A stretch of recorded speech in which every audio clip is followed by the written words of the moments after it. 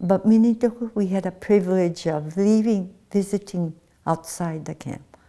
So a lot of them left the camp and went to work outside.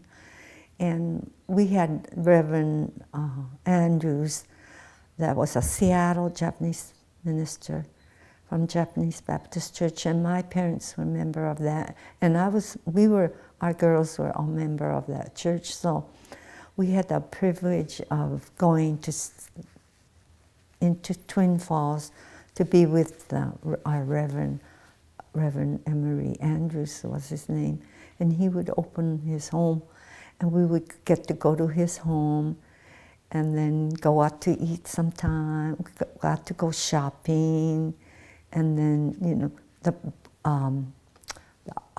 office at Minidoko would give us permission to go ride the bus and go see them and shop and then come home. And that was wonderful to be able to get out. And,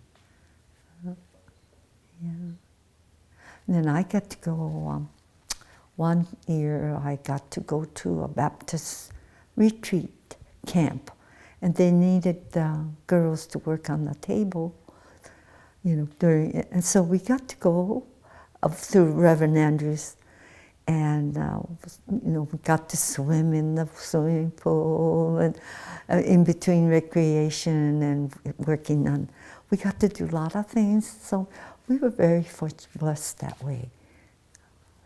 So, yeah, but it was wonderful that Reverend Andrews was there. So I don't know how many times we got to leave to camp and go.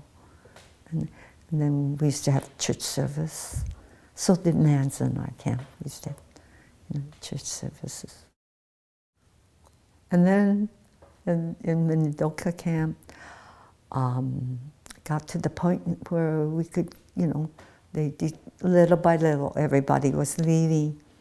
A lot of them went to Chicago, and a lot of them went to cannery to work in Utah, Ogden, Utah. And so I had a chance of working out on a farm with there was how many of us that went?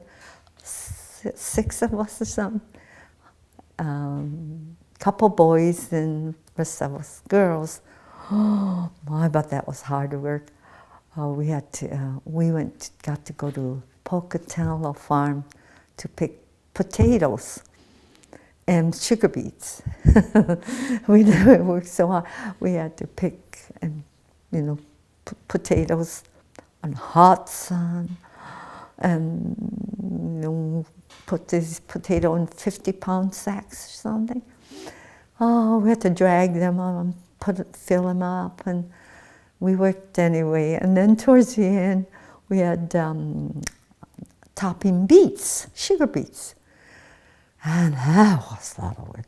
We had to top it, and then we had to load it onto the truck. And we never had, you know, on the strawberry farm, we never worked that hard.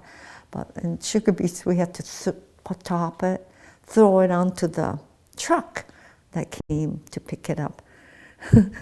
Oh, I don't know how we did it, but we went to earn money so that we could get out of camp and get some clothes to go home in.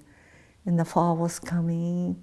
And so I remember by working those 2 jobs, you know, picking spuds and working in a sugar, topping beets, we were able to make enough money to make clothes to get out of camp so that we could either go, you know, to Colorado or somewhere to find jobs.